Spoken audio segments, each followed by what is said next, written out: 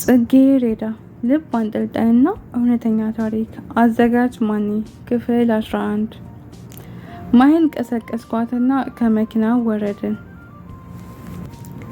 ተነፈሰችና ቤተክርስቲያን ደርሰን እንምጣ፣ ወደ ቤት እንሄዳለን አለችኝ። እሺ አልኳትኝ። ቤተክርስቲያን ደርሰን ከመጣን በኋላ ወደ ቤት ተመለስን። አባቴ ተኝቶ ነበር። የማሂ አባት ሶፋ ላይ በጀርባው ደገፍ ብሎ ቁጭ ብሏል። እናቴ ወደ ቤተክርስቲያን ሄዳለች አሉን። እህቴ ቁርስ ለማዘጋጀት እየተሯሯጠች ነበረ። የማሂ አባት ምን ነው ልጄ፣ ከስንት ዓመት በኋላ አይናቸውን ብታይ አስችሎ ውጭ አደርክ? አንገቴን እንደደፋሁኝ ዘም አልኳቸውና ቁጭ በል አሉኝና ጠጋ አልኩኝ። ይኸውልህ ልጄ፣ አባትህ ምንም ቢያደርግ አትናደድበት፣ ልክ ነው። ለአባት ልጅ ሲደሰት አሪፍ ደረጃ ሲደርስ እንደማየት የሚያስደስት ነገር የለም። ይህን ሁሉ ግቢ ቤት ትተክ አንዲት ሴት ተከትለክ ስትኮበልል ይሁን እሺ ብለው መቀበል ነበረበት እንዴ? አንተ ብትሆን ይህን ነበር የምታደርገው? እኔ አባት ነኝ፣ ስሜቱን አውቀዋለሁ። ያማል። ልጅን በትልቅ ቦታ ለማየት እየጠበክ ተስፋህን ሲያጨልመው ስሜቱ ከባድ ነው። አሁን ሲነሱ እግሩ ላይ ወድቀህ ይቅርታ ጠይቀው ልጄ፣ እሱ ነው ለሁላችሁም የሚበጀው። እሺ አልኳቸውና አባቴ እንደተነሳ እናቴ መጣች። ከቤተ ክርስቲያን ተመለሰች። ስታየኝ እንባዋ ቀደማት። መጥታ አቀፈችኝና ሳም አደረገችኝ። እውነት አልመስልሽ አለኝ እኮ የኔ ልጅ፣ ና ቁጭ በል ብላ ጎርምሰክልኝ የለ እንዴ? የኔ ልጅ አልመስል አልከኝ እኮ። በድጋሜ አቅፋ ሳም ታደርገኛለች። የእናት አንጀት ሆኖባት እንጂ እኔ አሁን ይቅርታ የሚያስደርግ ስራ ሰርቼ ነው። ለራሴ ገረመኝ። ትንሽ ቆይቶ አባቴ ተነሳ። ወደ ሳሎን ሳይወጣ እህቴን ጠራትና የሆነ ነገር አላት። እህቴ ወደ እኔ ጠጋ ብላ ሂድ ግባና እግሩ ስር እዛው ይቅርታ ጠይቀው፣ አቶ እስማኤልም እርሶም ከወንድሜ ጋር አብረው ይግቡና አስታርቋቸው አለች። የውሸት ፈገግታ ፈገግ ለማለት እየሞከረች እሺ ልጄ ተነስ፣ በቃ እንቋጨው ይሄንን ነገር አሉኝ። ወደ መኝታ ክፍል ገባን። አባቴ አልጋ ላይ ቁጭ ብሎ እያለቀሰ አንገቱን ደፍቶ እያለቀሰ ነበር። እኛን ሲያይ ምንም እንዳልተፈጠረ ለመሆን ሞከረ። ተርበተበተ። እኔ ሩጬ ጉልበቱ ላይ ጥምጥም አልኩበትኝ። አባቴ ስላስከፋሁክ ይቅር በለኝ፣ ከሰው በታች ስላደረግኩ ይቅር በለኝ፣ አስተምረከኝ እንዳልተማረ ስለሆንኩኝ ይቅር በለኝ፣ አባቴ ክብርህን እንድታጣ ስላደረግኩ ይቅር በለኝ አልኩት።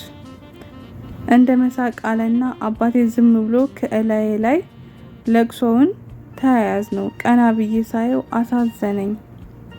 ከፊቱ ላይ እንባውን እየጠረገ ይቅርታ አድርጌልሃለሁኝ፣ ልብህን ስለሰበርኩትኝ እርግጠኛ ነኝ። ይቅርታ እንዳደረክልኝ እርግጠኛ ልሁን እንጂ እክስሃለሁ። አባቴ ክብርህን በእጥፍ ነው የምመልስልህ። ብቻ አንተ ይቅርታ አድርግልኝና የህሊና እረፍት ላገኝ አልኩት። ይቅር ብዬሃለሁ ልጄ። አምባገነን አባት ባልሆንብህ እንደ ልጅ ችግርህን ቀርቤ የማወራህ አይነት አባት በሆነ እኮ ምንም ነገር በራስህ አትወስንም ነበር። እኔን የሚያቃጥለኝ እኮ ጨዋ ልጅ እንድትሆን ተንከባክቤ ያሳደፉክ፣ ተከብረክ እንድታስከብረኝ እያልኩኝ ከመጠን በላይ ለካ ጨክኜብሃለሁ። እሱን ሳስብ እናደዳለሁ አለኝ። ተቃቅፈን ተላቀስን፣ ይቅርታ ተጠያየቅን። ሳሎን ተሰብስበን ቁርስ በላን፣ ቡና ተፈላ።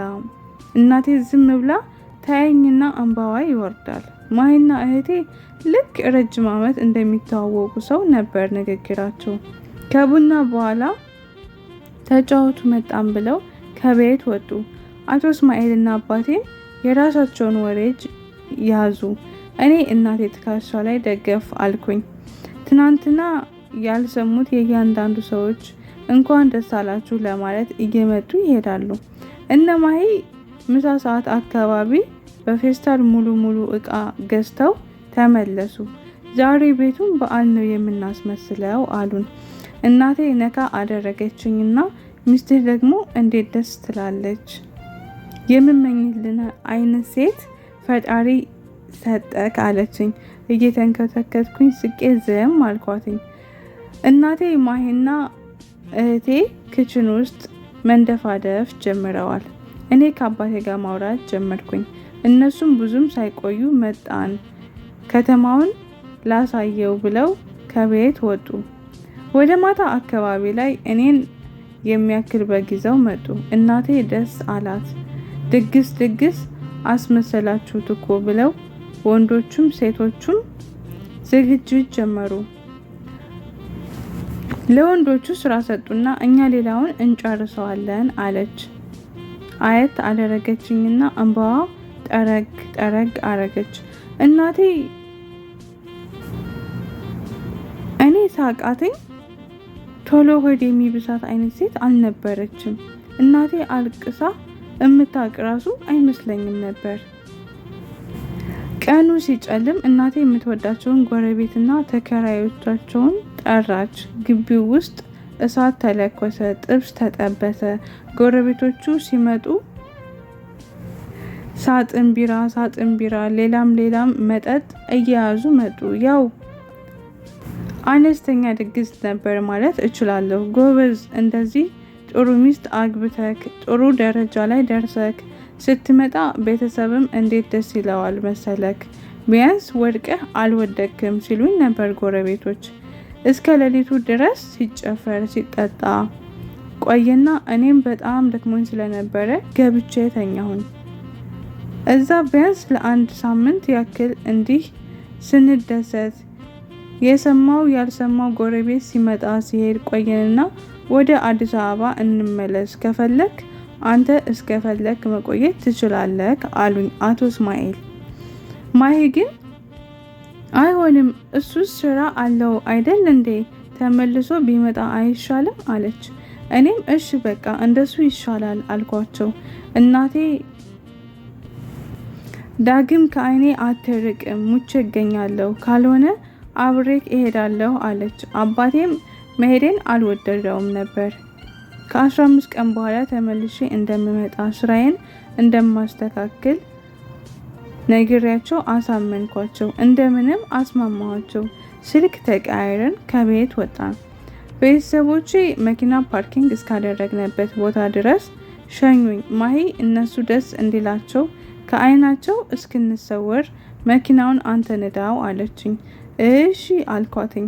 እናቴ መኪናውን እኔ ልነዳው እንደሆነ ስታውቅ ደስ አላት። በአውራ ጣቷ ጎበዝ የሚል መልእክት ታሳየችኝ።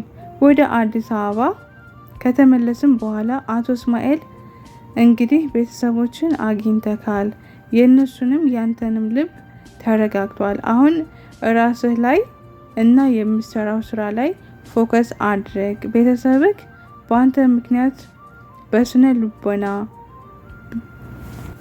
ብቻ ሳይሆን በቢዝነስም ችግርም አጋጥሟቸዋል። አባትህ አንተን ለፍለጋ ከሐዋሳ አቅራቢያ ከተሞች ምንም የቀረው የለም፣ አዲስ አበባን ጨምሮ በጣም ብዙ ገንዘብ አፍስሷል። አሁን ላይ አባትህ ስራ አይሰራም፣ በቤት ኪራይ ገቢ ነው የሚተዳደረው። አባትህ ሲያጫውታኝ ነበር። የገንዘብ ችግርም ምን እንደሆነ እንድታውቁ ለተቀማጭ እያልኩኝ የማስቀምጣቸው ገንዘቦች ራሱ ብዙ ነበሩኝ እያለ አጫውቶኛል። አሁን አንተ የነሱ ኃላፊነት አለብህ፣ ጎን ለጎን ብዙ ስራዎችን መስራት ይኖርብሃል አለኝ። ታዲያስ ቤተሰብ በቀጣይ ፓርት እንገናኛለን። ቸር ሰንብቱልኝ።